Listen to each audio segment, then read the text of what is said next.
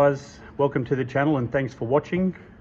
Today I'm going to talk about our hose end series, some hoses, and move on to some assembly tricks. It's not rocket science putting them together, but there is a bit of a technique, and assembly is crucial. It's not assembled right, it can obviously lead to failure. For you gurus out there that have been doing it for a while, there's going to be no real educational video for you. You might just want to watch to see a little bit about our hose end series.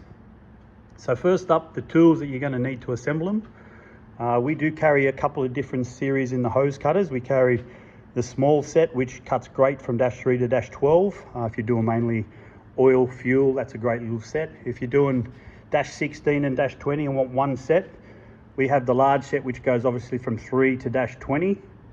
It's a great set. That's the one that I like to use. It's pretty easy. For the guys out there doing the vacuum lines, we got a little handheld set, which is great for your -3 and -4 Teflon lines.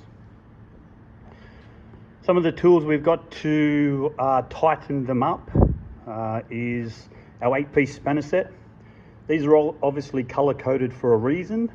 As the pros out there will know, they got them all in your top of your toolbox.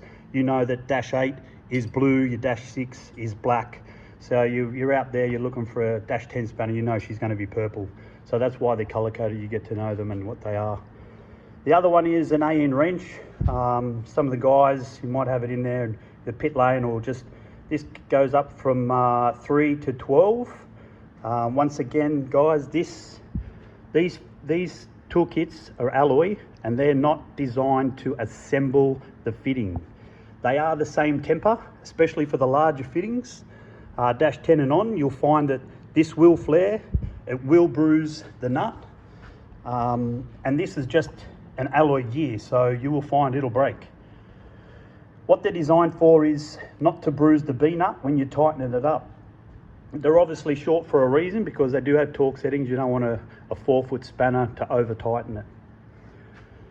All right, so some of our hose ends, we got the 100 series, which is great. I recommend it for oils and fluid, waters. Anything fuel, I use and recommend the Teflon hoses. You can go all the way up to 10, 12 or whatever you want. But I always use the Teflon for permeation reasons. So permeation is the smell of fuel, which rubber does seem to have. The push lock hose does have its place. What you will find with all the hoses, there are heat ratings. So like anything, there is an application that's for your hose. So they're normally rated to 120 degrees. So if you're on the converter, she's going to flash up to 120. You're probably not going to be using push lock hose. I personally recommend the Teflon hose. It's rated to 250. Our rubber hoses are rated to 120, 130. So all our hoses come in either lightweight nylon, stainless steel, or stainless steel black anodized. All right, let's get on to some assembly.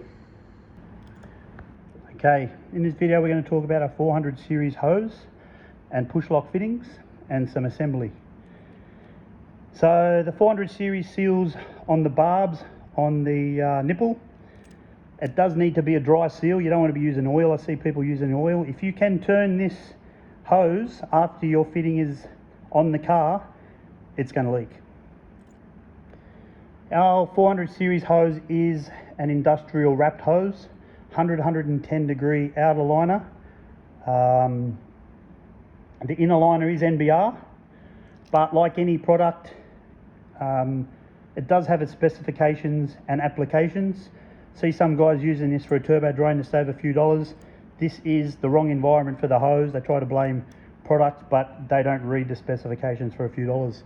I use and recommend the Teflon or the rubber braid with the stainless outer and some heat sleeve for any close manifold applications or any high heat areas, in fact. So what I do is I put the fitting in the end, just for a little bit of leverage. So the force, I can push this way, not that way. The key is to keep pushing until you are under the collar. If you stop pushing, you're probably not going to be able to get it home. So push all the way. There is a couple of options to get the hose on.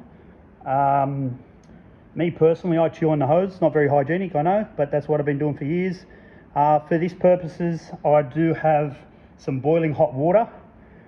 You put the hose in to soften the hose, and you get a little bit of lube. So you can spray a little bit of the Molytech Super Squirt with the PTFE on it. As I said, it needs to be a dry seal. This will dry. There are some dry soaps out there as well.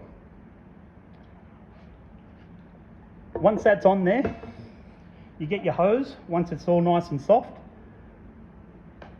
and simply push it on home without stopping.